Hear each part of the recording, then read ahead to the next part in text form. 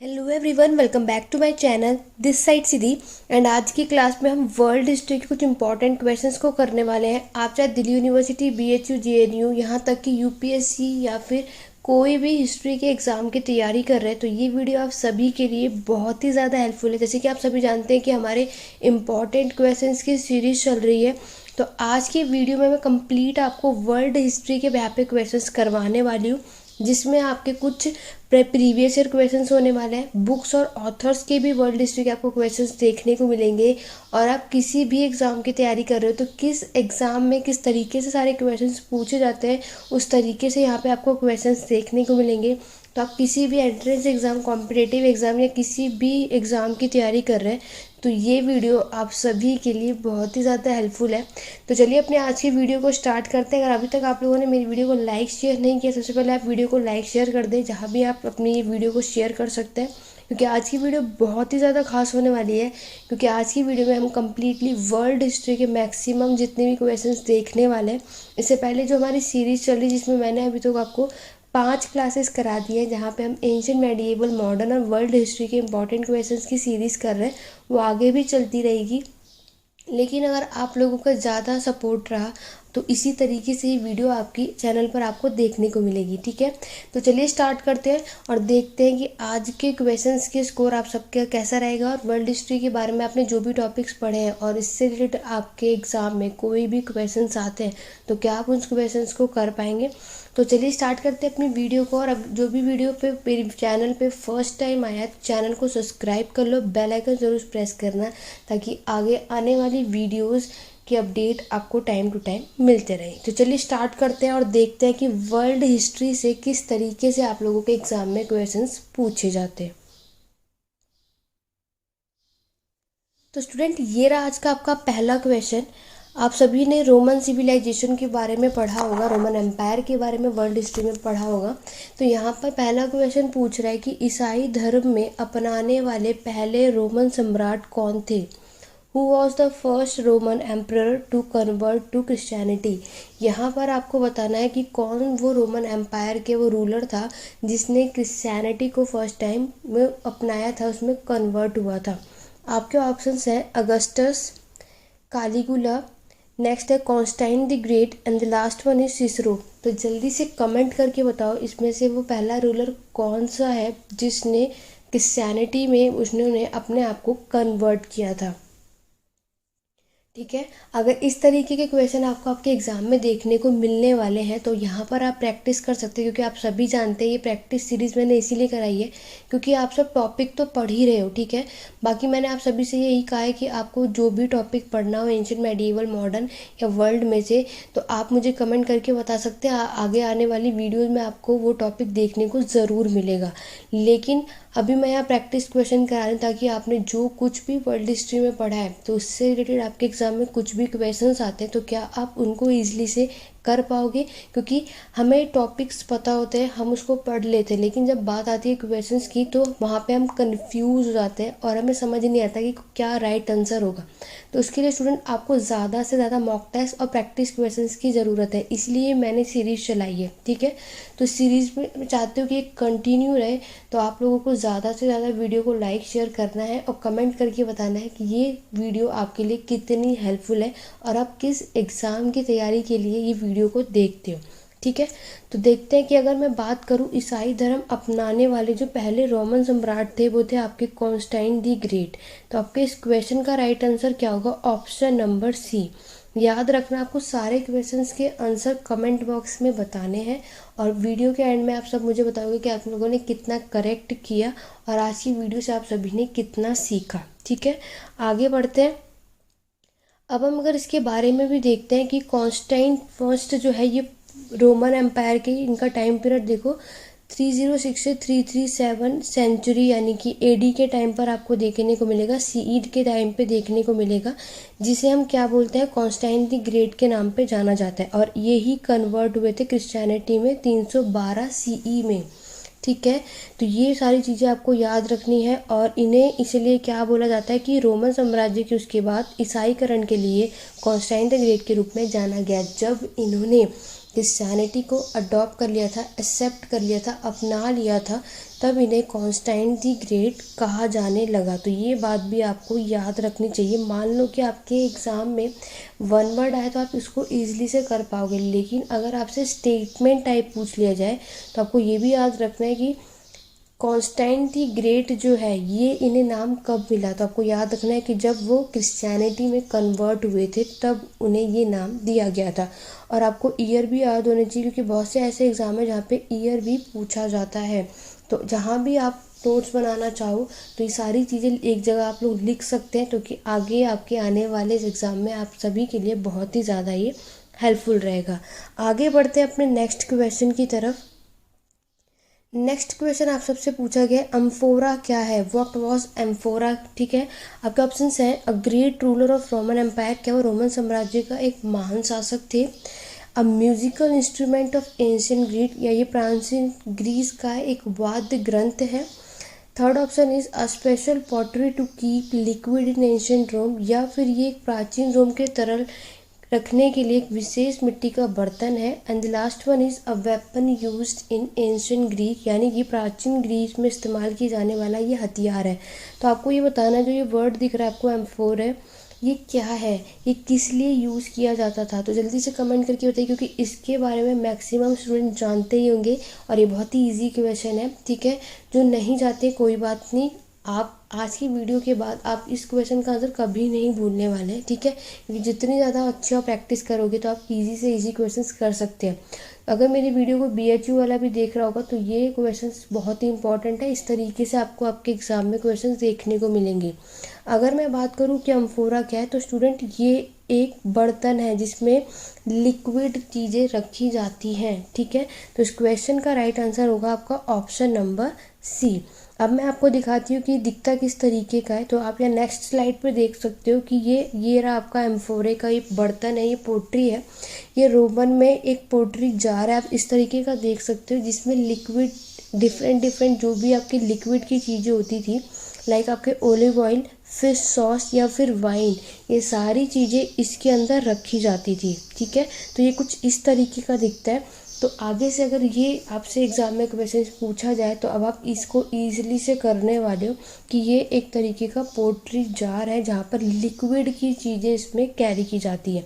Clear हो गया, इसलिए मैंने आप सबके लिए इमेज भी लगाई कि ताकि आप इसको देखो तो आगे आपको ये चीज़ें अच्छी तरीके से याद रहे। इसलिए मेरी पूरी कोशिश रहती है कि मैं आपको क्वेश्चंस के साथ एक्सप्लेनेशन भी अपनी तरफ से बेस्ट दूँ, और उसके अलावा भी मैं आपको कुछ एक्स्ट्रा सिखा पाऊँ या बता पाऊँ, मेरी पूरी कोशिश रहती है। और आशा करती हूँ आप सभी को ये हेल्पफुल भी रहता होगा और आप डेली मेरी वीडियो से कुछ ना कुछ सीख रहे होंगे। ठीक है, क्योंकि आगे बढ़ते हैं। ये देखो नेक्स्ट क्वेश्चन है, आप सभी ने ये पढ़ा होगा the capital city of Umayyad khalifa was, Umayyad खलीफा की राजधानी क्या है, आपको ये बताना है। ठीक है, आप सभी ने इस्लाम धर्म, इस्लाम रिलीजन के बारे में पढ़ा होगा वर्ल्ड हिस्ट्री में, बहुत इंपॉर्टेंट टॉपिक है। तो उसमें आपको बताना है जो उमैयद खलीफा थे उनकी कैपिटल क्या थी, बगदाद, मदीना, काहिरा या दमिश्को। तो जल्दी से कमेंट करके बताओ। ये सारे क्वेश्चन जो मैं आपको करा रही हूँ आपके एग्ज़ाम में पूछे गए हैं, क्योंकि मैंने आपको ये भी कहा है कि ये प्रीवियस ईयर क्वेश्चन भी मैंने कुछ यहाँ पर ऐड करे हैं। तो ये सब कहीं ना कहीं आपके एग्ज़ाम में पूछे हुए ही क्वेश्चन है स्टूडेंट। ठीक है, तो अगर आपने ये टॉपिक पढ़ा होगा इस्लाम का वर्ल्ड हिस्ट्री में, बहुत ही अच्छा और इम्पॉर्टेंट है। ठीक है, तो इसमें उमैयद खलीफा अगर आप देखोगे तो उनकी राजधानी अगर आपके एग्ज़ाम में पूछा जाए तो वो क्या आती है आपकी दमिश्को। ठीक है, तो इस क्वेश्चन का right answer option number D है। जितने भी स्टूडेंट ने ऑप्शन नंबर डी बताया वो बिल्कुल करेक्ट है। अब आगे बढ़ते हैं, मैं आपको दिखाती हूँ कि ये कहाँ पर है। तो मैंने आप सबके लिए यहाँ मैप भी लगाया हुआ है ताकि आपको ये ईजिली से समझ में आ पाए। ठीक है, तो आप लोग यहाँ पे ये देख सकते हो कि ये है आपका ग्रीस। ठीक है, ग्रीस आपको दिख रहा है, और ये है आपका इजिप्ट, और ये है आपका मदीना, और ये मक्का। दमाकस जो है देखो ये रहा जो कैपिटल है। इन्होंने मदीना से स्टूडेंट कैपिटल को शिफ्ट किया था दमाकस में। तो ये पॉइंट आपको याद होना चाहिए, और ये मैप आप इजीली से देख सकते हो। ये आपका इजिप्ट वाला एरिया है और ये ग्रीक है। ठीक है, ग्रीक एम्पायर है जहाँ पे ग्रीस के लोग रहते थे, और ये इनकी कैपिटल है। देखो मक्का और मदीना का, ये भी आप ये सब इजीली से देख सकते हो। तो मैप मैंने इसलिए लगाया क्योंकि मैप में हम कोई भी चीज़ देख लेते हैं तो हमें ईजिली से जल्दी चीज़ें याद हो जाती हैं, हम कैप्चर कर पाते हैं। इसीलिए मैंने यहाँ पे लगाया ताकि आप इनको अच्छी चीज़ों से समझ सको। आगे बढ़ते हैं। अगर मैं इसके बारे में आपको बताऊं स्टूडेंट, तो उमैयद डायनेस्टी की अगर हम बात करते हैं तो ये आपको कब और कहाँ देखने को मिलेगा। उमैयद डायनेस्टी देखो 661 to 750 का टाइम पीरियड है, और ये फर्स्ट ग्रेट मुस्लिम डायनेस्टी थी। इसको फाउंड किया था मुवैया प्रथम ने, ठीक है, जिन्होंने पैगंबर मोहम्मद के दामाद अली पर विजय प्राप्त कर 5वां खलीफा बनाया गया था। याद रखना ये क्या थे, प्रॉफेट मोहम्मद के सन इन लॉ थे, कौन, मुवैया, और ये 5th खलीफा थे। ये बात याद रखना, कौन से नंबर के ये थे, 5th खलीफा ये थे। और इन्होंने क्या किया था, कैपिटल को मूव किया था मदीना से दमास्कस से। यही मैंने अभी आपको बताया, पहले जो इनकी कैपिटल थी वो थी आपकी मदीना, और इन्होंने मदीना से कैपिटल को शिफ्ट किया था दमास्कस में। ये बात आपको याद रखना है, ठीक है। तो मदीना से दमिश्क ले जाया गया, और अरब साम्राज्य का विस्तार करने के लिए सीरिया सेना का इस्तेमाल किया गया। तो आपने देखा कि अरब एम्पायर को एक्सटेंड करने के लिए और बढ़ाने के लिए इन लोगों ने सीरिया की आर्मी का यूज़ किया था। तो ये कुछ और इम्पॉर्टेंट चीज़ें जो आपको याद रखनी है। अगर आपसे पूछा जाए पहला जो ग्रेट मुस्लिम डायनेस्टी, तो वो उमैयद डायनेस्टी है। फाउंडर आपसे पूछा जा सकता है और पूछा भी जाता है, तो वो आपको याद रखना है, मुवैया प्रथम जो थे वो इस उमैयद डायनेस्टी के क्या थे, आपके फाउंडर थे। तो ये कुछ एक्स्ट्रा बातें थी जो आपको ये सारी चीज़ें भी पता होना चाहिए। अदरवाइज़ अगर आपने टॉपिक पढ़ा है तो आप इसको आराम से ईजिली से इस क्वेश्चंस का आंसर दे सकते हो। आगे बढ़ेंगे अपने नेक्स्ट क्वेश्चन की तरफ। नेक्स्ट क्वेश्चन में पूछा गया है कि the battle of Thermopylae was fought between, क्योंकि आप लोग जानते हो जैसे कि हमारे इंडियन हिस्ट्री में बैटल या वॉर लड़े गए थे, उसी तरीके से आपको कुछ वर्ल्ड हिस्ट्री में भी बैटल्स आप सबको पता होना चाहिए। तो आपसे पूछा है थर्मोपाइले का युद्ध जो है वो किसके बीच में लड़ा गया था। वेरी इंपॉर्टेंट है क्योंकि वर्ल्ड हिस्ट्री से भी आपको बैटल्स के क्वेश्चंस देखने को मिलते हैं, ठीक है।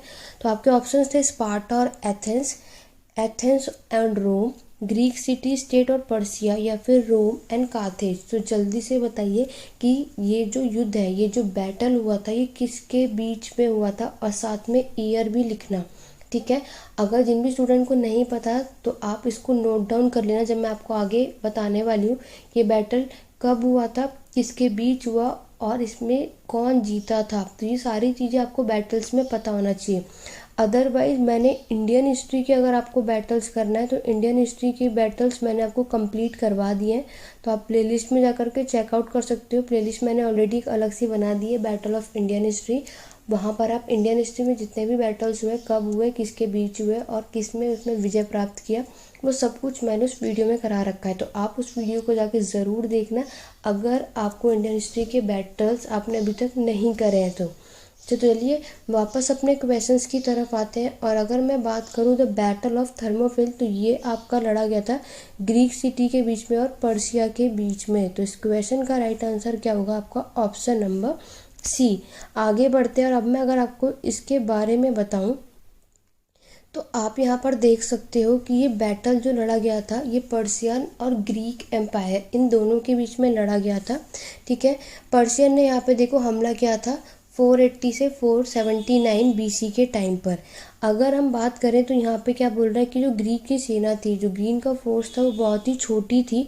लेकिन अगर मैं बात करूँ आपकी पर्शियन की आर्मी, तो पर्शियन की आर्मी क्या थी आपकी, बहुत ही ज़्यादा बड़ी थी, ठीक है। अगर हम ग्रीक एम्पायर की बात करें तो इसका जो आर्मी है वो छोटी और पर्शियन एम्पायर की आर्मी बड़ी थी। लेकिन ग्रीस तब भी लगा रहा, हार नहीं मानी और वो लड़ता रहा था, ठीक है। लेकिन अगर हम बात करें कि नतीजा क्या रहा था, टाइम पीरियड हमने देख लिया 480 to 479। यहाँ पर आप देख सकते हो पर्शियन आर्मी का एक रूलर था जर्जेस फर्स्ट, इन्होंने ग्रीक को हरा दिया था, ठीक है। इन्होंने जो स्पार्था का किंग था लियोनिडास, उसको इस बैटल में इन्होंने हरा दिया था। तो यहाँ पे जो विजय प्राप्त हुई वो पर्शियन की थी। और आपको मैं साथ में ये भी बता दूँ, आपके एग्जाम में ये भी क्वेश्चन आ सकता है कि पर्शियन की तरफ से बैटल कौन लड़ रहा था और ग्रीक की तरफ से कौन लड़ रहा था। तो पर्शियन में याद रखना जर्जस फर्स्ट था, और ग्रीक का अगर याद रखना स्पार्टा का किंग लियोनिडस था, जिनके बीच में ये लड़ाइयाँ चल रही थी।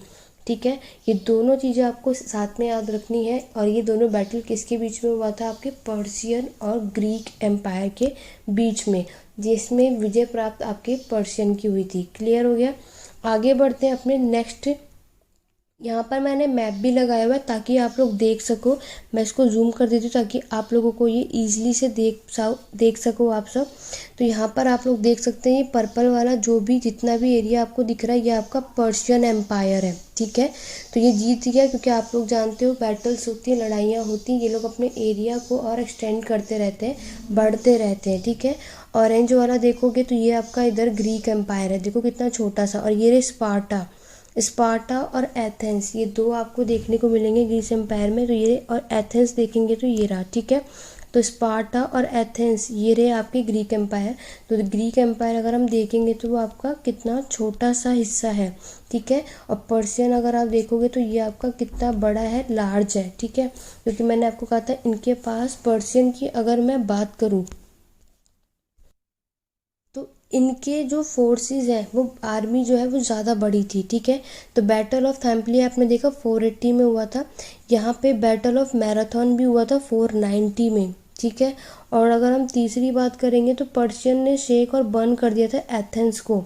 ठीक है, यहाँ पर पर्शियन ने क्या करा था, जो ये 4th नंबर का हिस्सा दिख रहे हो, ये इन्होंने पर्शियन ने एथेंस जो कि ग्रीक के थे, इनको यहाँ पे ख़त्म कर दिया था। और लास्ट ऑफ बैटल ऑफ सरामिस देखोगे 480 BC में हुआ था।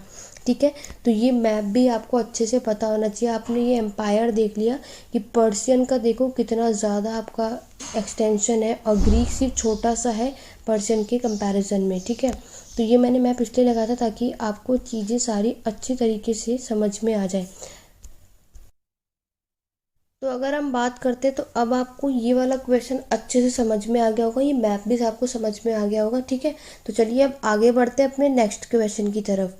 नेक्स्ट क्वेश्चन आपके बुक्स एंड ऑथर से है, क्योंकि आप लोग सभी जानते हैं वर्ल्ड हिस्ट्री से भी बुक्स एंड ऑथर आपसे एग्जाम में पूछे जाते हैं।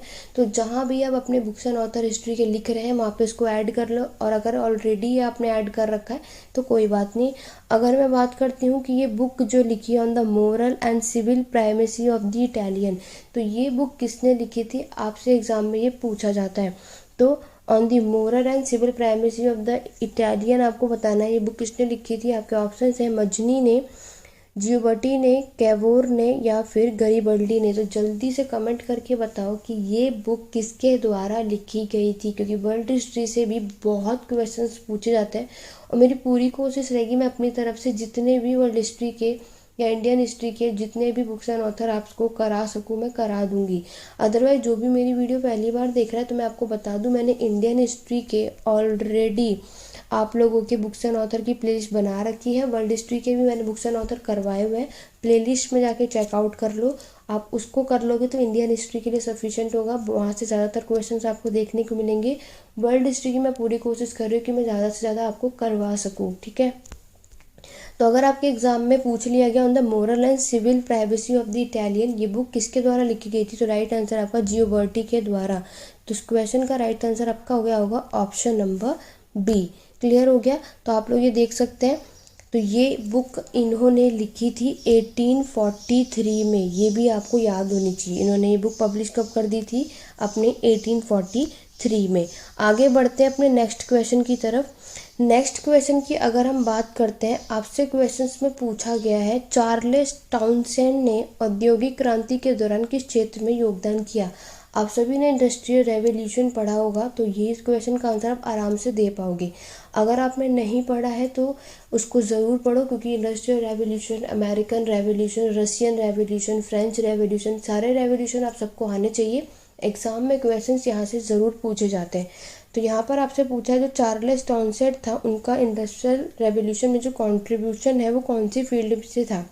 टेक्सटाइल इंडस्ट्री यानी वस्त्र उद्योग से, स्टीम पावर यानी भाप की शक्ति से, एग्रीकल्चर यानी कि कृषि से, माइनिंग यानी कि खुदाई से। तो चार्ल्स टाउनसेंड का आपको बताना है औद्योगिक क्रांति किसके दौरान हुआ था। तो अगर ये क्वेश्चन अगर हम देखा जाए तो इसका राइट आंसर है ऑप्शन नंबर सी। उन्होंने जो यहाँ पे योगदान दिया था वो था आपका एग्रीकल्चर रेवोल्यूशन यानी कि कृषि। तो इस क्वेश्चन का राइट आंसर होगा आपका ऑप्शन नंबर सी। अब हम इसको डिटेल में मैं आपको इसकी पूरी स्टोरी पूरी कहानी बताती हूँ क्योंकि एग्जाम में यहाँ से क्वेश्चंस आता है और इंडस्ट्रियल रेवोल्यूशन का टॉपिक भी बहुत इंपॉर्टेंट है, यहाँ से कहीं भी कुछ भी आ सकता है। तो बिना वीडियो को स्किप करे आप मेरी इन सारी चीज़ों को अच्छे से समझने की कोशिश कर रहे हैं और अगर आपको कुछ समझ नहीं आए तो आप कमेंट के थ्रू मुझसे पूछ सकते हैं। तो यहाँ पर आप लोग देख सकते हो ये है आपके चार्ल्स टाउनसेंड, ठीक है।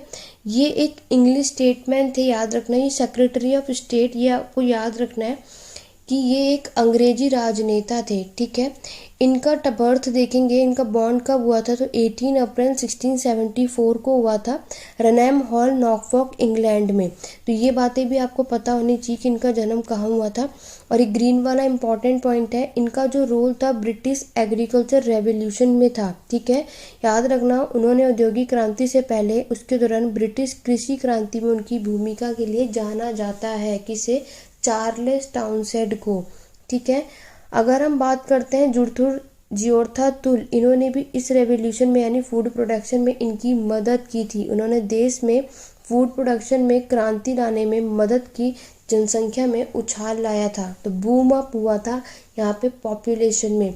तो आपको पहले तो चार्ल्स टाउनसेंड पता होना चाहिए, इनका बर्थ 1674 में और कहाँ पर हुआ था, इंग्लैंड में। ये भी क्वेश्चन आपके एग्जाम में आपको देखने को मिलता है, ठीक है।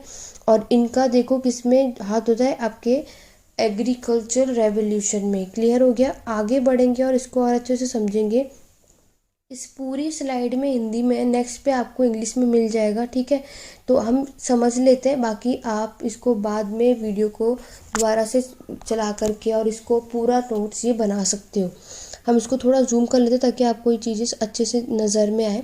तो अगर हम बात करते हैं कि इसमें क्या होता है, कृषि क्रांति की शुरुआत जो आपका एग्रीकल्चर रेवोल्यूशन की शुरुआत से पहले से यहाँ पे यूरोपीय किसान के खेती के एक रूप का आभास किया गया, जिसमें वे हर साल एक ही खेती में ही एक ही फसल लगाते थे, ठीक है। इनका कहना है कि आपकी जो एक एग्रीकल्चर लैंड है उसमें सिर्फ एक ही क्रॉप्स, एक ही फसल उगाई जाती है।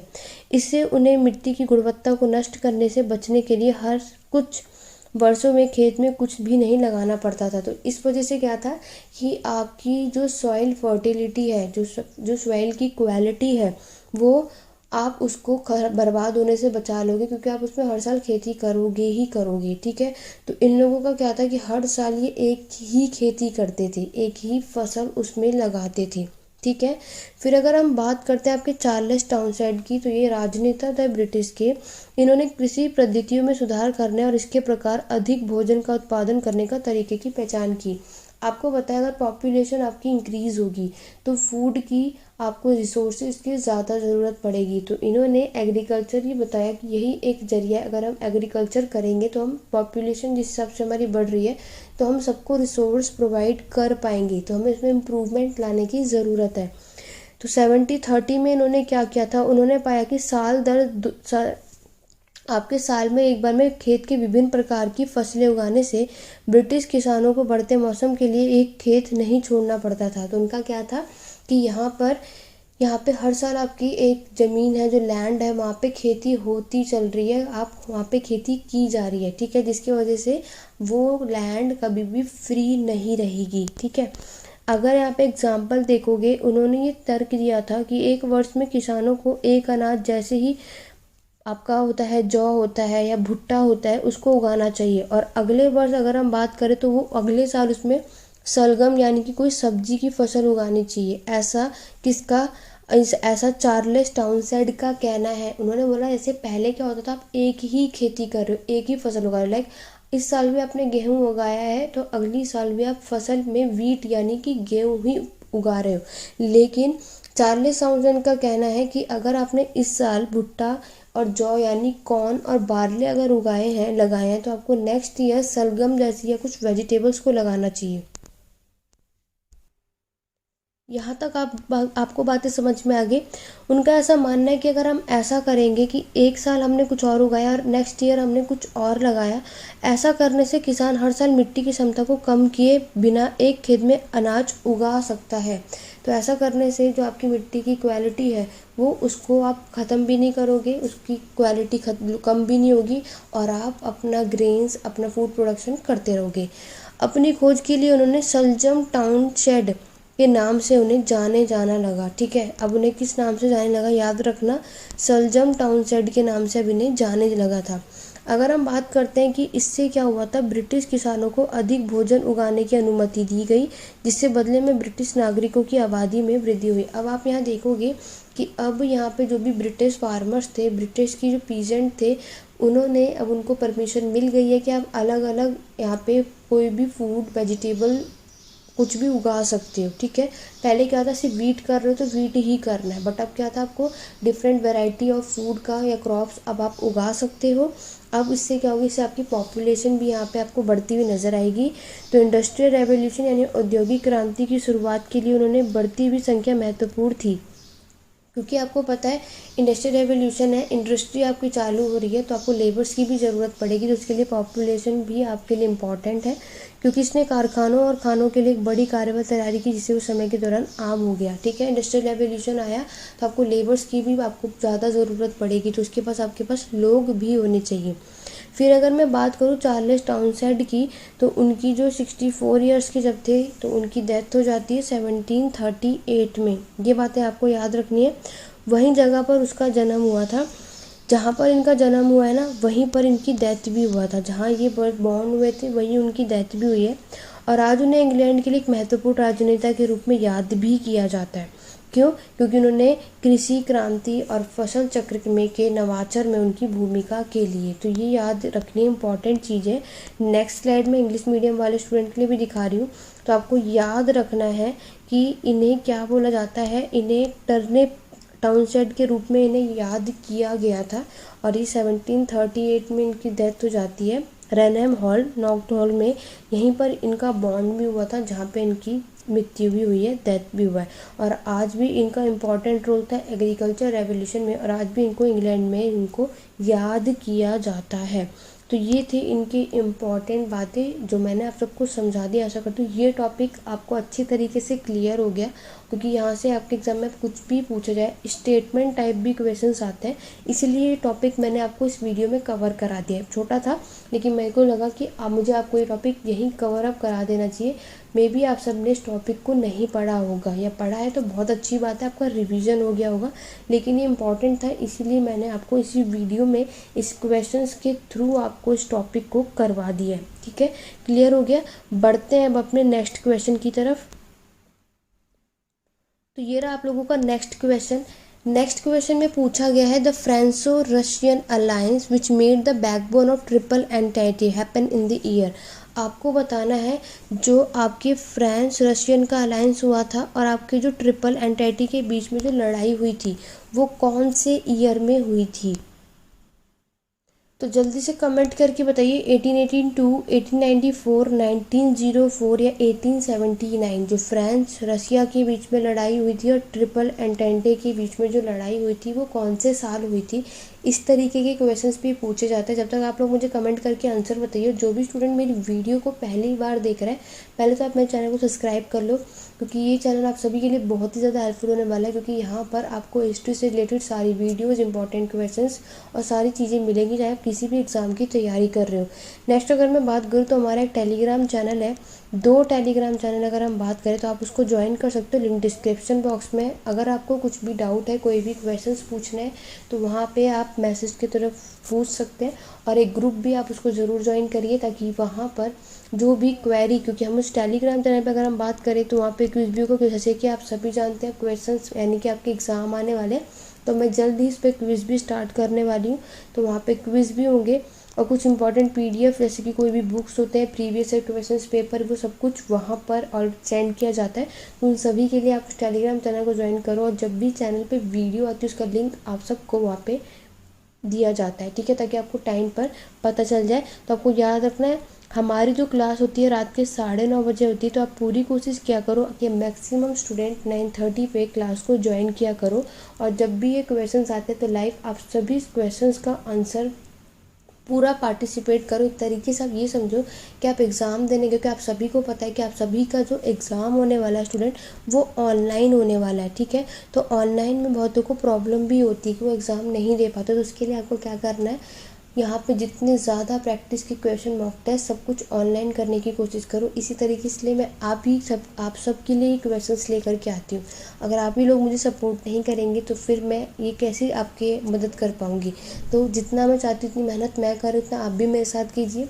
वीडियो को लाइक शेयर करो ज़्यादा से ज़्यादा और इसमें पार्टिसिपेट लो। और आपको सिर्फ मेरी वीडियोस को देखो मत, क्योंकि मैंने ये नहीं कि आप आए वीडियो देखे या चले गए, ये मत करो। अगर आपको एग्ज़ाम क्लियर करना है तो पार्टिसिपेट करो, ठीक है। इस क्वेश्चंस के आंसर कमेंट में बताओ और कितना अच्छा रहा, यानी क्योंकि जितनी अच्छी प्रैक्टिस करोगे उतना अच्छा स्कोर आप अपने एग्ज़ाम में करके आने वाले हो, ठीक है। ये सभी जो लास्ट ईयर के स्टूडेंट थे जिन्होंने मेरी वीडियोस देखी, उन्होंने पार्टिसिपेट किया था, टेस्ट भी दिए थे। जैसे जैसे आपके एग्ज़ाम पास आएंगे मैं मॉक टेस्ट लेकर के आऊँगी, जहाँ पे कुछ आपको, जैसे आपके एग्ज़ाम में 100 क्वेश्चंस, 120 क्वेश्चंस, 150 क्वेश्चंस जो भी पूछे जाते हैं, इस तरीके के आपको मैराथन क्वेश्चंस तभी लेकर के आ पाऊँगी अगर आप लोगों का रिस्पॉन्स मेरी वीडियोज़ पर अच्छा रहा तो, ठीक है।